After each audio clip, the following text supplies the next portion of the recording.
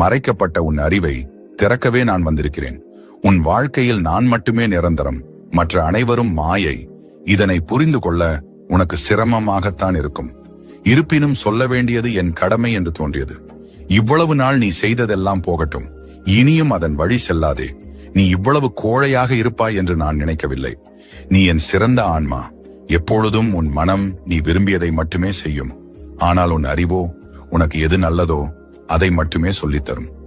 சிறிது நேரம் கண்களை மூடி உன் மனம் என்னும் மாயையை தள்ளி வைத்துவிட்டு இதை கேள். நான் தான் உன் அறிவு, நான் தான் உன் குரல், நான் தான் உன் பிரபஞ்சம், நான் தான் உன் எல்லாம். நீ செய்து கொண்டிருக்கும் செயல் உனக்கானது அல்ல. உன் நிழல் போல தொடரும் எதுவும் உன்னுடன் கடைசி வரை வரப்போவது கிடையாது. உனக்கெனவே இருப்பவற்றை நீ வெறுத்து விடாதே. அதுதான் உனக்கானது, அதுதான் உன்னுடையது, அதுவே நிரந்தரம், அதுவே உன் சரித்திரம்.